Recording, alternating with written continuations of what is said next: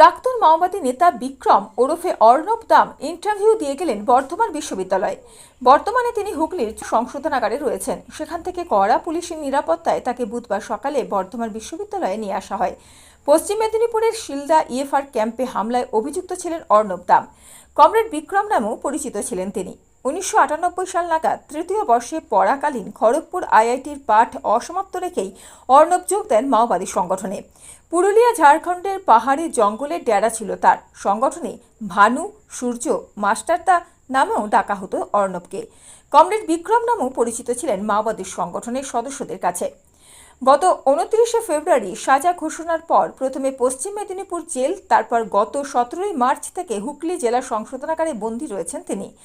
জেলে তিনি পিএইচডি করার সুযোগ দেওয়ার আর্জি জানিয়েছিলেন। বিচারক সেটা তার আদেশে নথিভুক্ত করে সংশ্লিষ্ট কর্তৃপক্ষকে তা বিবেচনা করতে বলেছিলেন।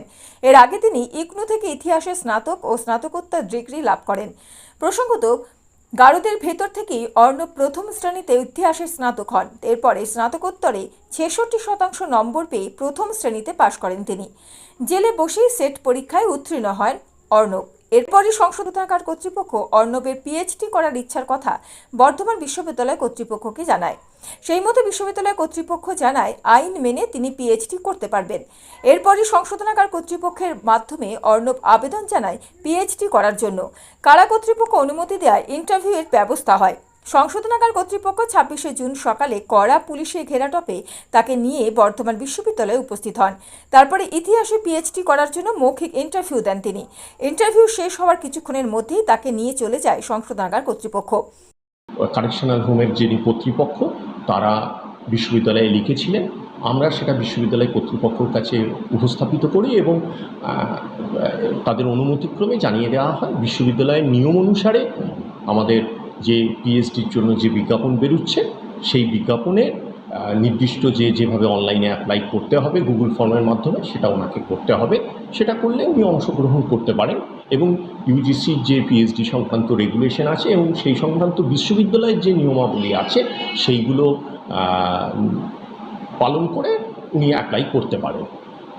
তো সেই হিসাবে আমাদের যে বিজ্ঞাপন হয়েছিল এবং অ্যাপ্লিকেশন সিক করা হয়েছিল সেটাতে অর্ণব দাম অ্যাপ্লাই করেছিলেন এবং আমরা তাই দেখতে পাই যে তিনি এর আগে পড়াশোনা করেছেন Indira Gandhi national open school থেকে, ওপেন ইউনিভার্সিটি থেকে তিনি ইতিহাস বিভাগে তিনি স্নাতক এবং স্নাতকোত্তর স্তরে উত্তীর্ণ হয়েছেন এবং দেখতে পাই যে তিনি অলরেডি সেট কোয়ালিফাই ক্যান্ডিডেট এবং সেট কোয়ালিফাই ক্যান্ডিডেট হিসাবে তিনি আমাদের প্রথম স্তরে যে রিটিন পরীক্ষার তিনি এক্সেম্পটেড হন এবং তিনি পরবর্তীকালে তার ইন্টারভিউতে সরাসরি ডাক পেয়েছেন এবং আজকে 26 তারিখ তার ইন্টারভিউ শিডিউল ছিল।